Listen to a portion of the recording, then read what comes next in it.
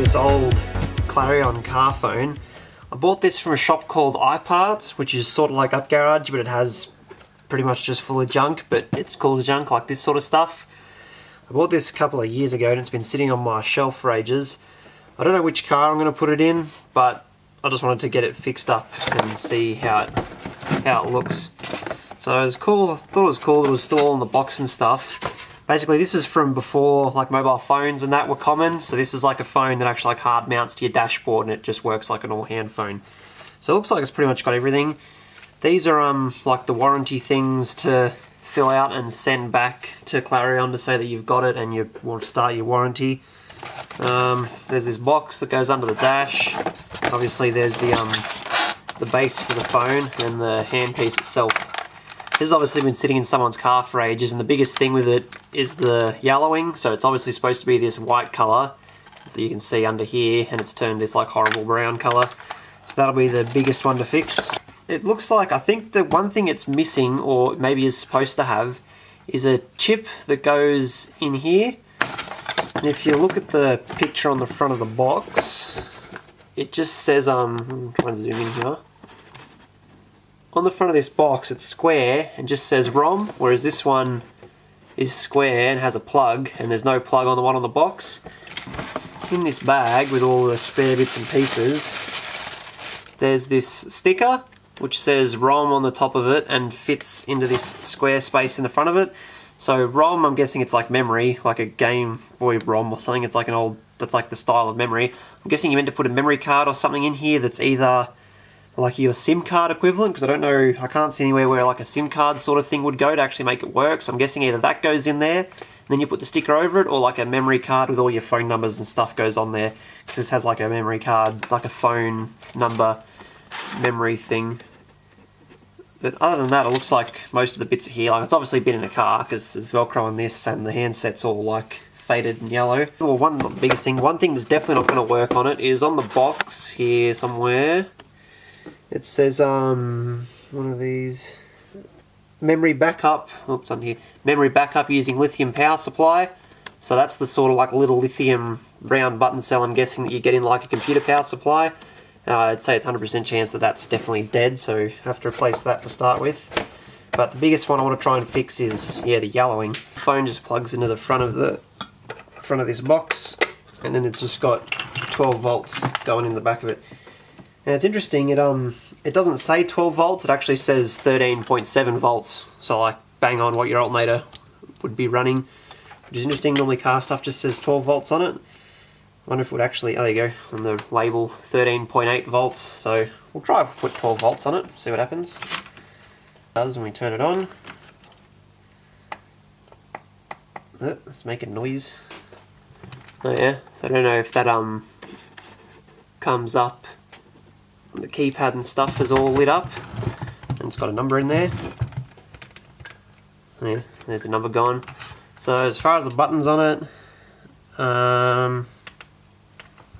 can't read most of these because obviously they're not in English, but I translated some of them before and I forget what they were, so I have to check.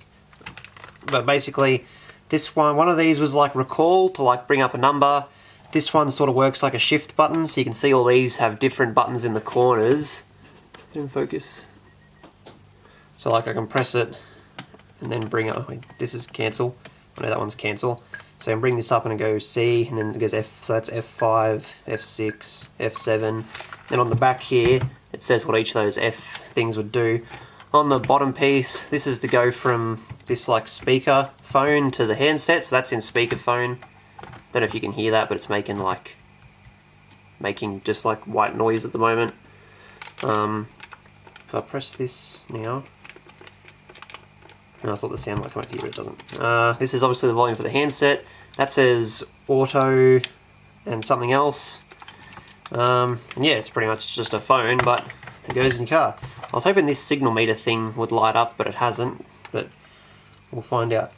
Anyway, we'll start pulling it apart. See if we can get a look at that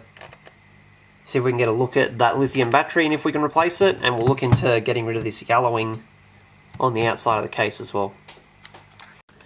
So I'm going to start with the base. This bit's got no screws visible, so I'm going to have to like pry it open. Hopefully I don't break it, but realistically this thing was going to go in the bin anyway, because nobody wants a 1980s car phone that doesn't even connect to the network anymore, and it's a horrible brown faded colour.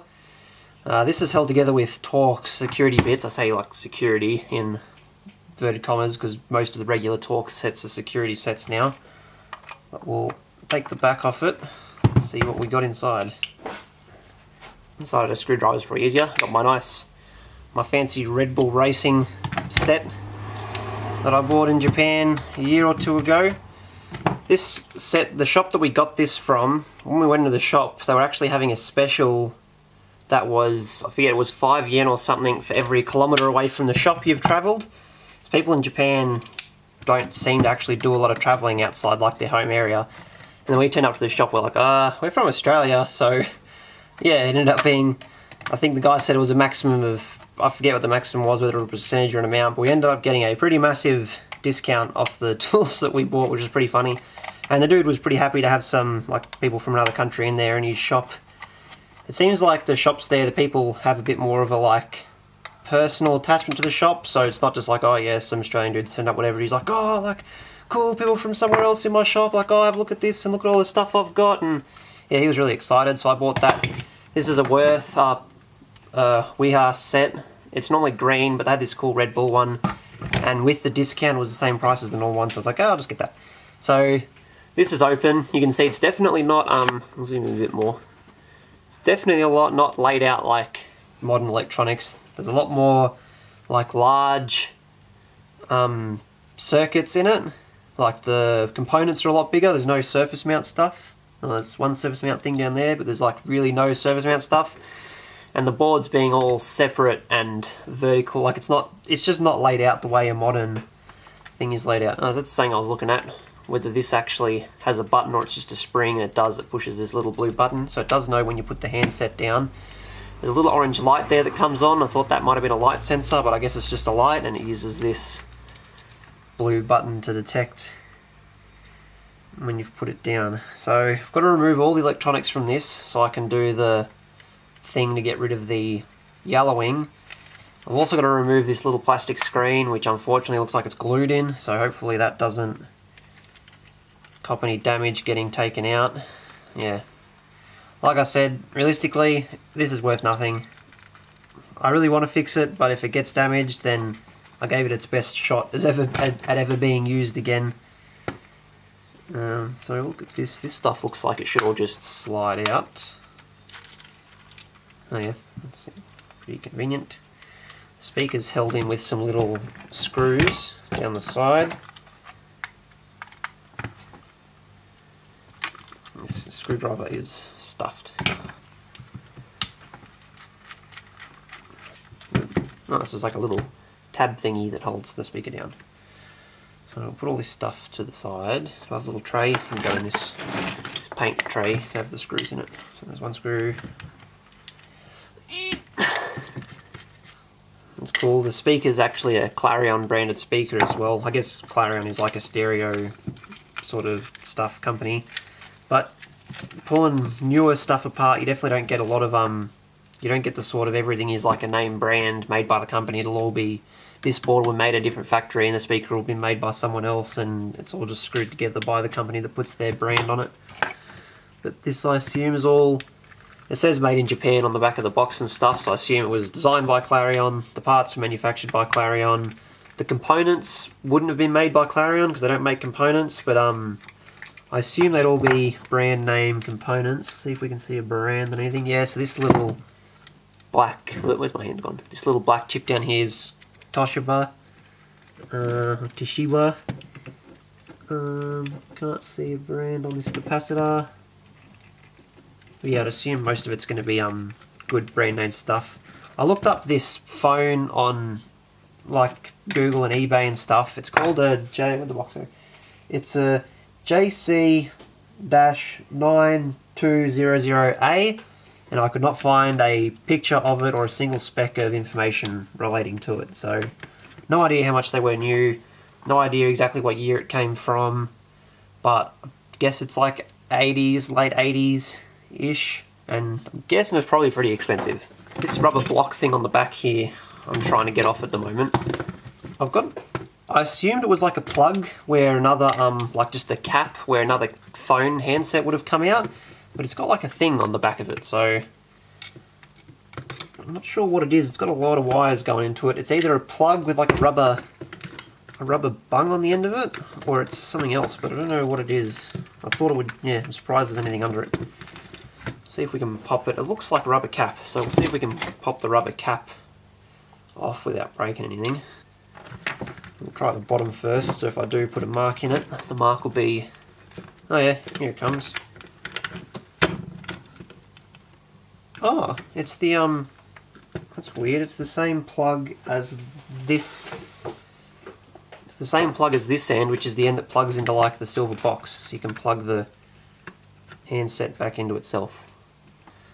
I don't know what that would be for. Maybe it's for like, maybe it's so you can have like another handset like in the back seat or something for the mad Yakuza dude that you're carrying around. I don't know why it has two, but it has two.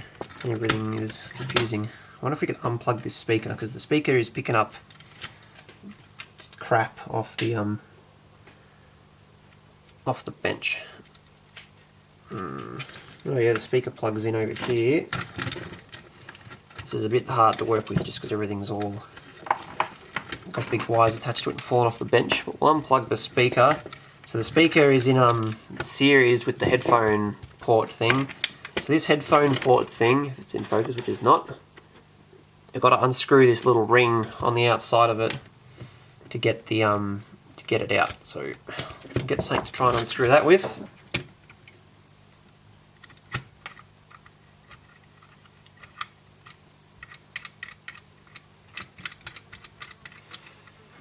There we go.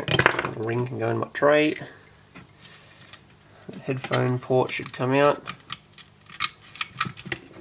Now I should be able to get the, I'm going to have to look at this video when I'm putting it back together because all the wires are sort of like behind and underneath things to keep them out of the way.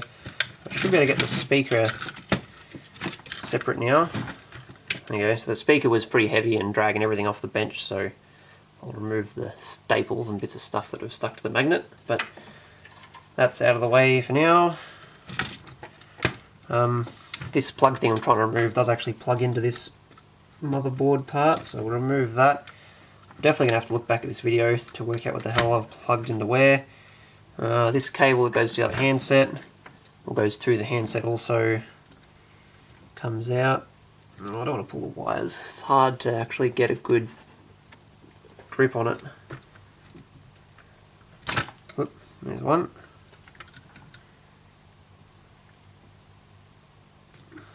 It's like such a long plug, when you pull it, it just lifts up one side and then it like gets more stuck.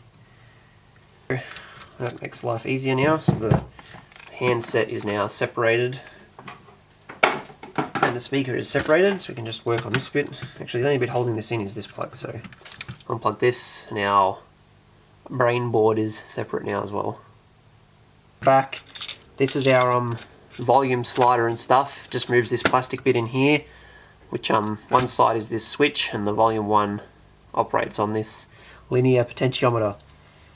And there's our speaker, like loudspeaker switch. It's weird, these boards are only joined together at one end, so they're joined together at the back and then not here, but I guess they're supported in the case. So we'll put that to one side as well. Oh, there it goes. Little volume thing on the front, we'll have to remove those to fix the yellowing as well. They look like they should come out without a fight. They're not clipped in or anything, which is nice. Yep, there we go. Probably put those in the de-yellowing thing because they're grey. It's not as bad, but yeah, they're definitely not the right colour. Although in saying that, there's a separate, this clear plastic bit on the bottom. I didn't notice they lit up, but it must shine light through here and light this up inside. So if I can't separate the two plastics, I won't put it in the yellowing, in the dye, in the bleach, whatever it is, to get the yellow off. So I haven't, to unyellow this, if you look it up, it's called retrobrighting. Heaps of people do it on old game consoles and old computers and stuff. You basically use the stuff you use to dye hair like blonde before you like dye to colour forget what it's called. I'll check the bottle when we go upstairs when we start doing that bit. Yeah, basically you just soak it in that, you put it in the sun for a while, and it's meant to take all the yellowing out of it. The reason the plastic goes yellow is it's got bromine in it. Bromine is added to plastic to stop it as like a fire suppressant, to stop it being flammable. So there's our little display. It'd be nice if this worked again because it looks like a cool part of it. But yeah, bromine's added to stop it becoming flammable, and that's the stuff that makes it turn yellow and shit as well. So this grill, this like display is loose, it's not glued in. But I can't actually see how it's held in. Like it has to go up, because this, see if you can see anything. This edge is hanging over this edge, so it can't go in that way. It has to come out this way. It looks like there's maybe a couple of like things in the corners there, but they don't actually look like they go into the rest of it. This has to come out before I put in the solution, because I reckon the oh wow, just touched this foam and it's just like, it's not foam anymore, it's just dust. So we'll have to stick a new piece of foam in there. This just fell out, which was like the piece the phone hooks onto. That was being held in by that little black plug that we couldn't get out before. I also have to get this, oh, that spring comes out, we'll have to get this grey bit off the top as well. That'll go in the yellowing stuff. Hopefully the yellowing stuff doesn't damage any of this writing, but I've seen like the people that use it to do like old keyboards and stuff, it doesn't take any of the letters off the keyboard, so I'm hoping it works alright for this. Yeah, so looking at this, it looks like it does. Oh, please don't break. Oh god. Oh, phew. Yeah, it's okay. This top piece, that's screwed on from underneath. So these are these Phillips head screws are JNC, which is like the Japanese standard for Phillips head screws. I think it's JNC, or is JNC Japan National Japan Car something? JNC. Anyway, if you look it up, there is actually two standards of Phillips head screw. There's like an English standard. I think the Americans probably made up their own one that doesn't fit with anyone else's, because Americans love doing that stuff. And there's the Japanese one. I reckon the Japanese one seems to be the best. Like the angle of the head seems to be the hardest to strip out. The English one sucks because a bunch of our stuff at work is the English one.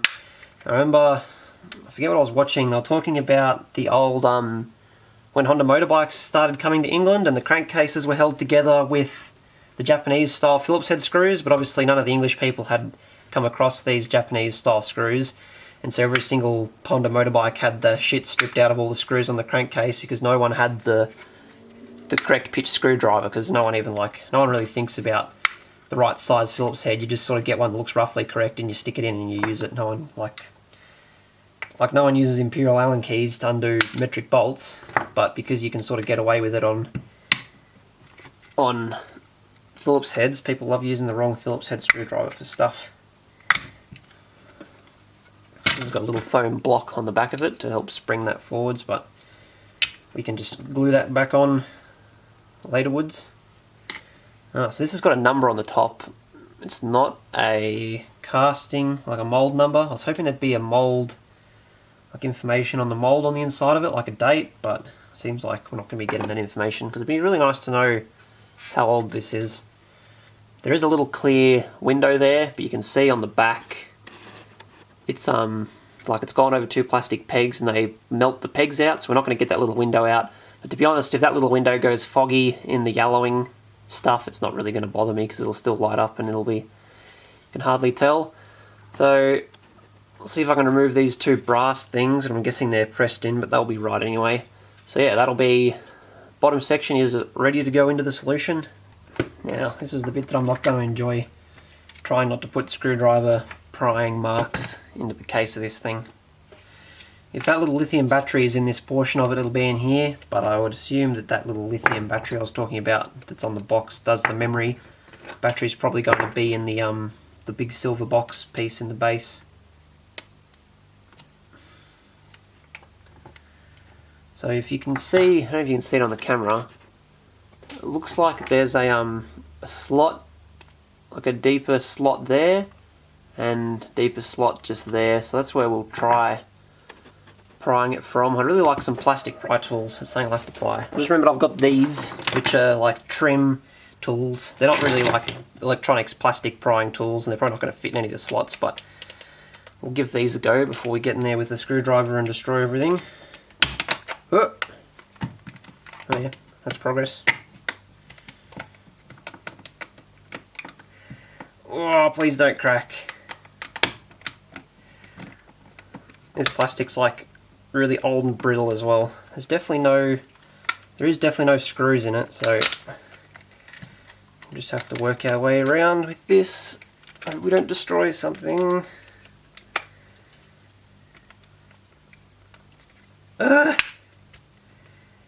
This is more stress than I can take in one day.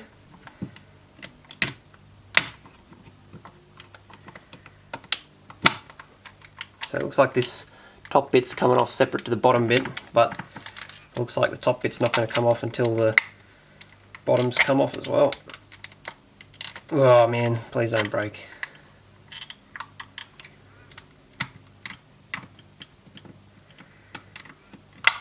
So the bottom bit feels like it's not going to pop the same way the top bit has. So has the bottom bit got a screw? There's definitely nowhere for there to be a screw hiding in this. Like there's no, as long as I put the screw under stickers, these aren't stickers, they're screen printed on.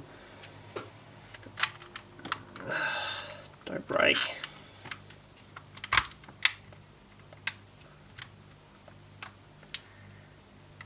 I can't actually see a clip anywhere under this part. Like this one, you can see there were those little like notches where the clips are. On this one, like it lifts up, but there's no sign of a clip underneath it anywhere. Oh, come on.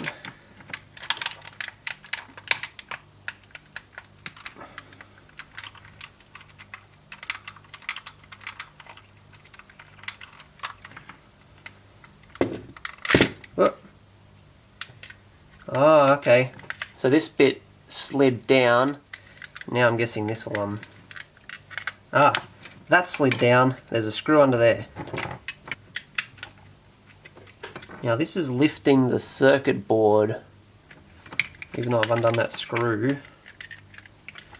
One of these knobs or switches, I bet you, is connected to the circuit board. Oh yeah, can I unplug this? Yes I can. And I can unplug the microphone off this bottom piece as well. We'll have to remove this mic because this will go in the de-yellowing solution. I might just remove this circuit board entirely and see if it comes away from the case then. Stuff like this is always hard to get apart just because it's always so brittle. Ah, that's better. Alright, let's unplug these. Okay, there's that bit. One thing that was weird with this is the keypad doesn't click or push, it just sort of like, you touch it. It almost looks like the buttons have been pushed in and then gotten stuck, but I guess that's how they're meant to be because they work, but they're just like touch buttons. So there's this, which is obviously just to isolate this side from touching this side, so that'll have to go back in later. Yeah, this is really the main part that is like the bit you see that I really want to fix the yellowing of. You can see the massive colour difference from the bit that was in the shade and the bit that was in the sun. This top bit, this little screen cover, you can see they've melted the plastic, so that'll be interesting to remove. But we'll have a go at that in a minute. That'd be annoying if it broke because, yeah, it's right on top. We'll remove the little screws holding the keypad in. The buttons are sort of like foggy and hard to read. I'm not going to put it in the yellowing solution, but we'll put it in some water same time as the cord, give it a scrub, see if they come up looking a bit cleaner. Probably got like heaps of mad 30-year-old dead skin and stuff stuck underneath them. I'm sure this has like some old dude's spit that used to have this in his friggin', I don't know what car this came out of in the first place. I'm guessing it was a car that didn't have one as an option. Oh, there it goes. So they are LEDs, but they're pretty old school looking LEDs that light all the buttons up. Anyway, put that to the side again. These buttons, I'm guessing, just come off. Oh, the buttons are like in a plastic thing. Oh, it's like... Okay, so the buttons are like a separate piece of rubber to the... Normally these little carbon pads, and they touch the contacts on this and short the contacts, so you know when you've pressed it. I'm pretty sure I just heard something fall out. I don't know what it was. Anyway, oh, a little broken clip piece. I did break a little clip, but it's on the inside, so that's okay. So they short these pads out when these little carbon pads touch. I'm sure if you've pulled a TV remote apart, you've seen it, but normally these little rubber pads are on the back of the keys, but for whatever reason they've decided two separate rubber pieces. Yeah, we'll try and give it a clean. I can't imagine it's going to do too much. I think it might have even looked like that when it was new. That's why it'd be nice to find a photo of it, because on the box it's got like a drawing of it, not actually a photo. This piece isn't yellowed. It's also...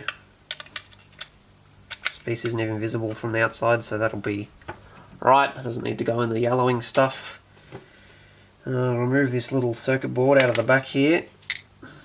Oh, this is the switch. So this switch, I was playing with it before, it just seems to turn the whole thing on and off. Okay, that switch, I think that'll be going in the yellowing as well. If we lose that red, I'll be able to paint that back in, so that'll be fine. I'm too scared to touch this screen, so we'll look at this side first, because this back side's got to go in there as well, because it's all brown on the sides, or yellow. So, I haven't seen a lithium battery yet. This is really heavy.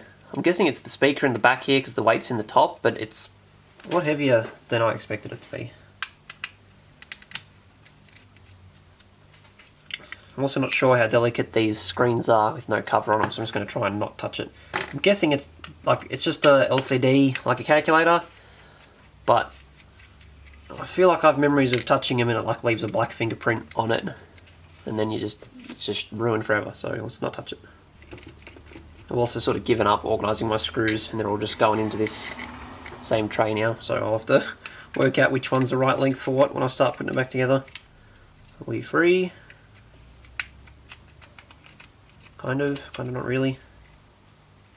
Yeah, okay, so this is obviously attached to the potentiometer inside it, and it's holding it in there in one way or another. Oh, don't break! Oh, here it comes. There we go. That goes in the yellowing solution. This comes off now. Unplug that. So there's our little volume adjuster. Now our switch that's on the side to go from auto to whatever the other one says. Ah, that's why. So this button on the side, PTT, no idea what it does. You push it this way and it's a really shit feeling button, like it doesn't click nicely.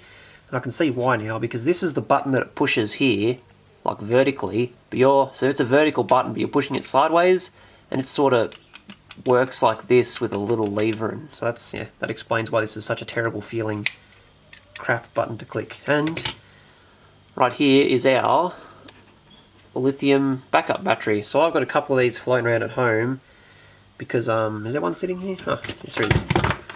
These things, which are like little trackers that you put on your keys, they're not like the battery in them's non-replaceable according to the box, but you just like run a Stanley knife around and cut them open, and they take these little 3-volt lithium batteries. So I bought a box of them because every time these go flat, I solder a new battery into it. So I should have at least one floating around that we can put in here. We'll grab the multimeter. I'll not grab the multimeter because it's in the back of my parents' car and they've gone out. So I think we'll just assume that this is dead, but we'll worry about fixing the yellowing before we change the backup battery. This is also the first bits of like microprocessors that I've seen in this, because the other parts of it didn't have anything like that in it, but this one does. So I guess the handset has more of the brain inside it than I was expecting. It's less of a remote and does a lot more thinking for itself. So I'm assuming the phone numbers are also stored in the handset when you type them in. So that little ROM slot in the front of the silver box that goes under the dash, that must be to do with like a SIM card style thing to actually get reception, because this obviously has the memory because it's got the battery, it's got the actual chips, that one of them's under there as well, looks like could be memory. So this one, yeah, does all the thinking itself. Take this speaker out and then we should be ready for this to go in the yellowing solution. It's interesting. So normally in cheap stuff like this you get paper, well not cheap stuff, but just stuff like this that doesn't have a high power speaker. The speaker cones are normally made from paper. Where'd the other speaker go? So the loudspeaker one is a paper speaker, which is what you'd expect, but the top one's actually a plastic cone. I guess that's so they can make it really thin, because it is quite a thin speaker to fit in the top. But yeah, I thought that was more of a newer style. I thought these 80s ones would all be paper, but I guess not. I guess when you need a speaker to fit in this tiny little slot, that's it. And this has got, it's like felt instead of foam. I'll have to remove this before it goes into the yellowing solution, but it already feels like it's been glued down, so I think it's just going to tear when we take it off, but it's just a piece of felt, so we can replace that.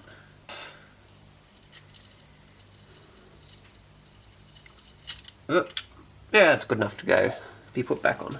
There's a bit of stuff still stuck in there, but that'll be it. This button, you obviously just squeeze it and it goes pop out somehow. Let me squeeze it this way. Out you come, button. There it goes. This one on the side, this crappy floppy side to side button pops up this way. It's got a little foam pad where it pushes on the button. This is such a shit feeling button. It's disappointing when you get stuff like this that's like a nice brand, it's all nicely made. Sure, it's expensive, then they cut some corner making this stupid sideways button, and it just makes the whole thing feel shit when you're trying to click it. But that should be pretty much everything now, so we'll go upstairs and start the de-yellowing process. And when I say go upstairs and start the de-yellowing process, what I actually mean is remove this final piece of plastic and then go upstairs. So I'll show you a bit closer. They put the plastic screen in, and then they get like a pretty much just a soldering iron and melt over the bits of the case to hold it in there. So we'll try and cut those back, but yeah, I'm not looking forward to doing it. Put it on here so we don't scratch the shit out of it on the bench. We can get some zoomy boys. I was already zoomed in, so no zoomy boys.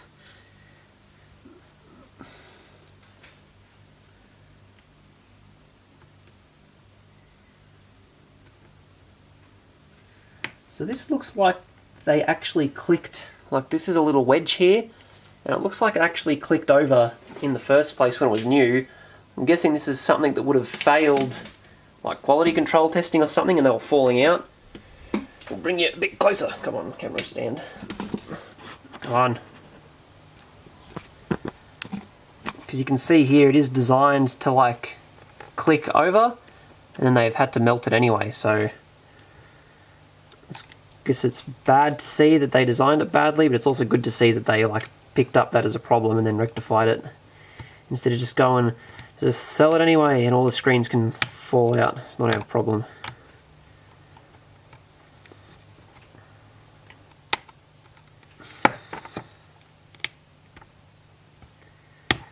Ta-da!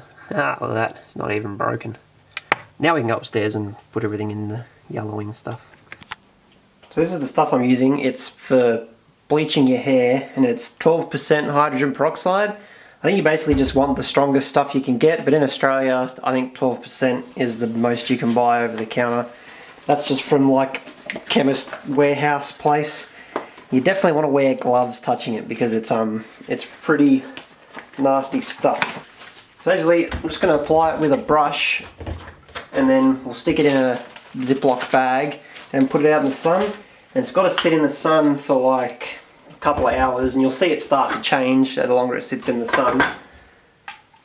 And you put it in the Ziploc bag so it doesn't, the stuff doesn't evaporate off, because it'll still have this stuff all over it, but it loses its effectiveness as it starts to evaporate. So we'll brush it on nice and thick.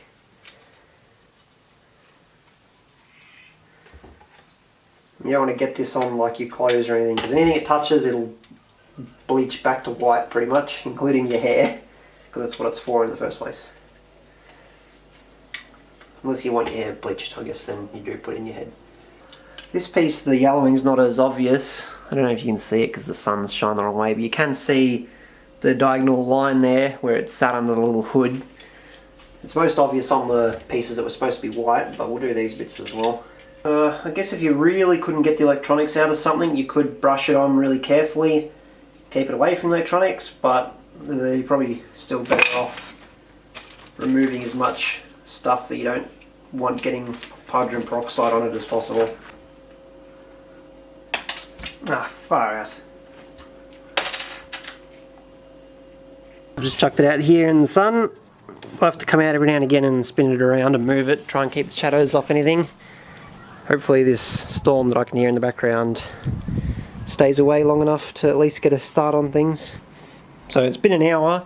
We're losing sunlight, so I don't think it's going to go much further, but hopefully it comes across in the video. That already looks like way less brown than it did before. So there's the white end on it. It's obviously not perfect yet. I think it needs like a couple of hours. It's only been 1 hour, but looks like it's progressing along nicely.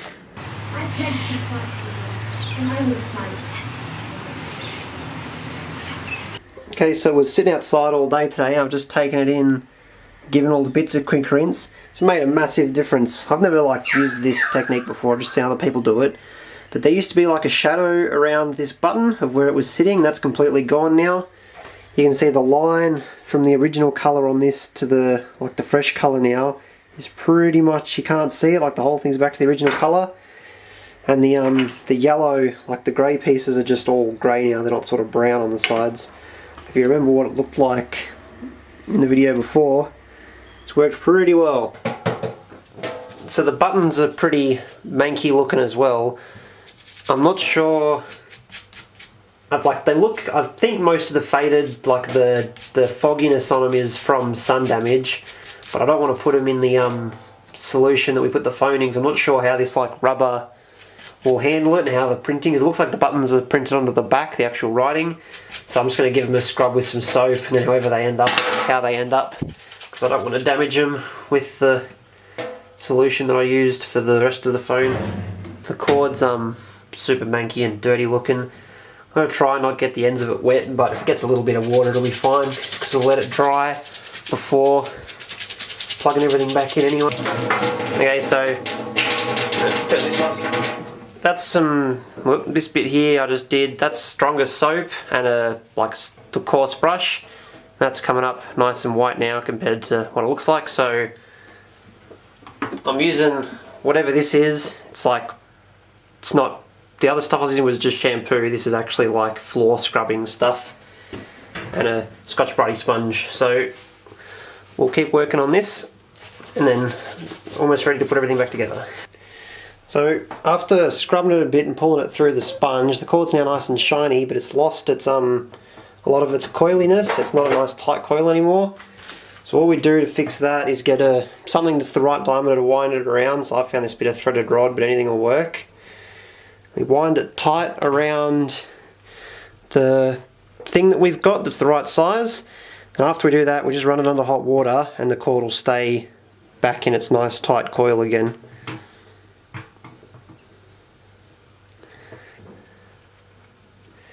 So I've got it wound up now in a nice tight even coil. Just run it under some hot water for a minute, and it should, once it cools, I can then remove the mandrel from the center and it should all stay in that shape.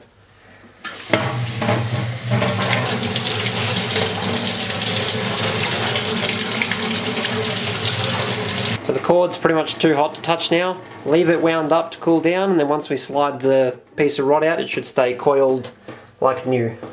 So my cable's been sitting for half an hour, it's all nice and cool. Unstick it from the thing, the water out of it.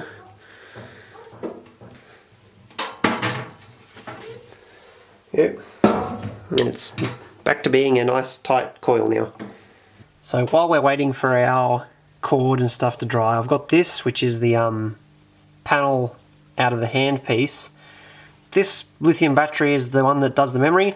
So when you turn the phone off, this battery keeps a small voltage through the phone so it remembers all your stored numbers and stuff while the car's off.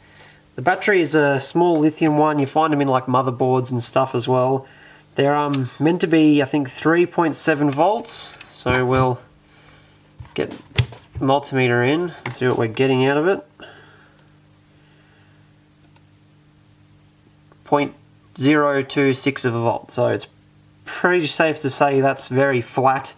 And considering this battery's been in here since the 80s, most likely, it makes sense that it's flat. They don't recharge when the phone's on. They're just a permanent non-rechargeable battery. So I've got this, which is, like I said before, out of one of these little key trackers. The terminals on it are slightly different. They're not going to reach from one side to the other, but we can solder an extension on and make it work. So the first thing I've got here is some of this braid. So this stuff, when you put it on, you'll be able to see it. It's absorbing the solder off the battery tab. So that'll make it easier to get off. So once it absorbs a bit, you can see it's all silver on the end now. Cut the absorbed or the solder soaked part off. Go again. Normally for doing components you only have to do this once or twice, but there's a lot of solder blobbed onto here, so I'll probably have to use a bit more than average. So you can see there now that's the larger chunk of solder removed. Should be able to get some small pliers or something. Should we get... yeah, we'll just use these pliers. Should be able to pop this up while we're heating it, slowly work it off the pins.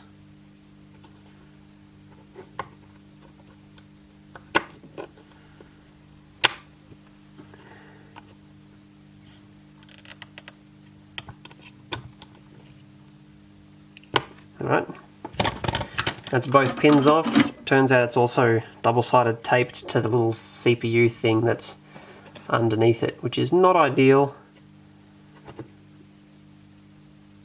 I prefer they hadn't stuck it to the top of the board. It's quite delicate, but it is. Actually, we'll demonstrate it with... So we'll get the multimeter in here. I've got the two leads. The two leads are plugged into the correct spot on the multimeter. If I put the positive multimeter on the positive side of the battery and the negative one on the negative one, you can see this new battery is making 3.2 volts. If I put the leads on backwards, so the negative on the top and the red positive on the bottom, it's now saying negative 0.32 volts. So with any batteries, if you don't know which way they are, you can check it with the multimeter. It'll give you a reading both ways, and you'll be able to tell if it's negative, then your leads are backwards, and if it's positive, then your leads are the right way around. So that way is the right way around, so it's getting 003, we'll put it on backwards. Now we're getting negative 003, so this top piece here is positive, this bottom one is negative. You can also see on the board here, it says negative on this side, positive on this side, but I'm taking a video so I haven't taken any photos, but normally on stuff like this, take a couple of pictures of it before you pull it apart, and you can go back and look through the photos as a reference to double check how things went together. So I'm going to put a piece of double-sided tape back on top of this to support the battery.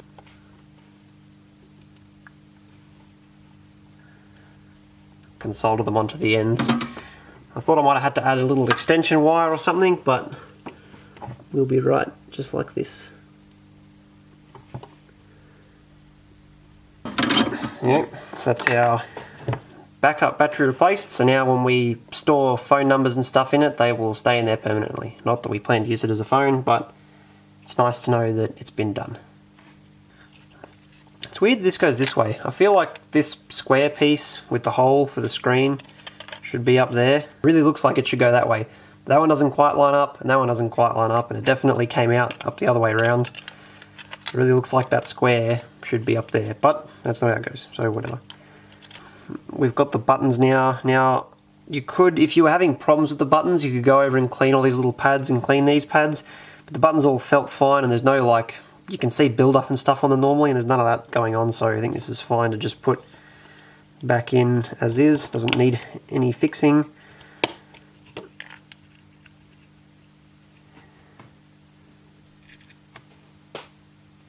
And there's a moth. Oh, I don't want pieces of titanium going into the phone either.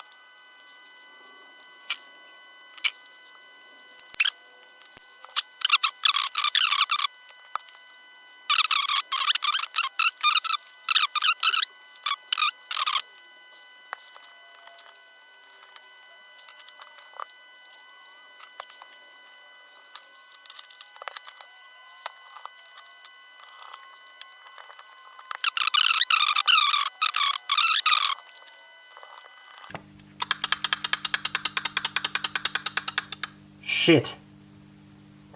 This piece holds the speaker in.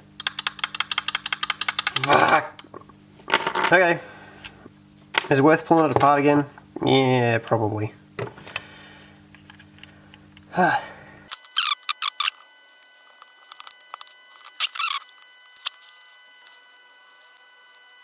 Okay, back to where we were up to. And the friggin' wire from the speaker is stuck under the potentiometer. Okay. Third time's the charm. Hopefully.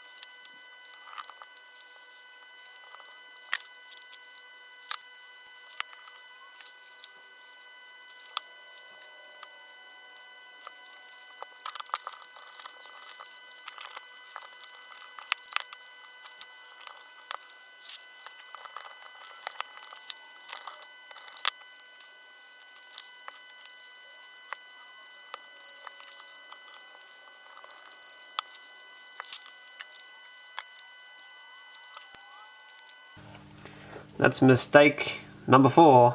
The little meter bar had to go in before the piece of clear stuff.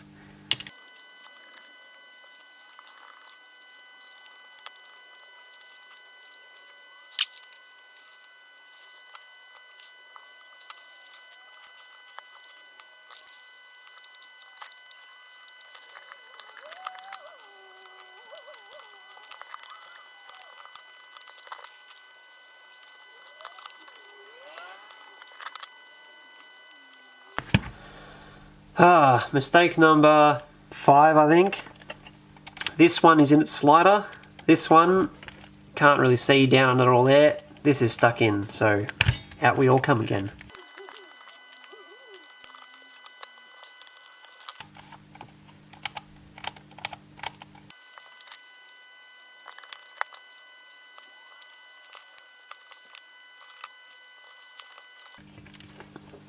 Okay, just trying to put the case on.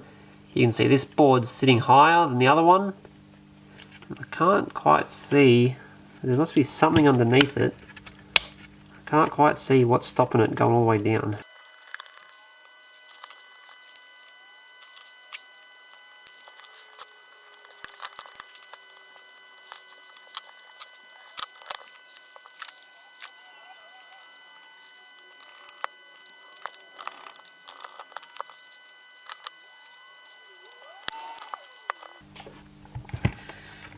Alright, looks like our base piece is done.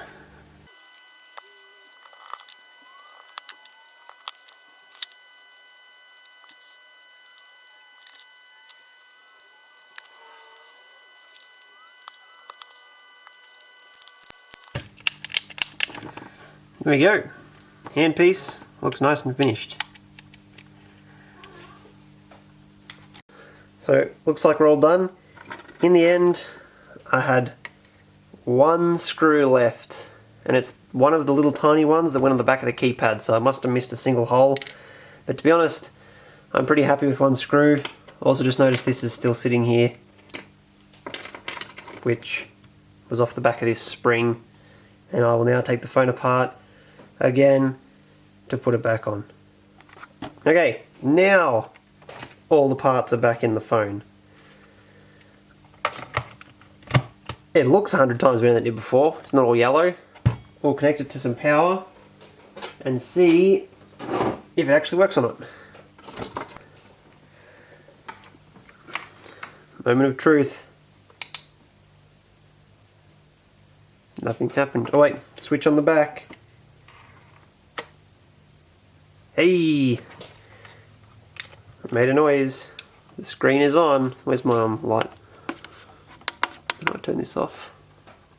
Don't know if the camera picks that up. Oh yeah, it does. Yeah, look at that. It's a shame this thing doesn't light up. It didn't light up to start with, and I'm assuming it will only, it says signal meter. I'm assuming it'll only light up once it's actually got a signal, but I don't know actually how this thing works, but yes. Cancel buttons. Anyway, makes its beeps. I can hear white noise coming out of this when I set it to speakerphone, so done.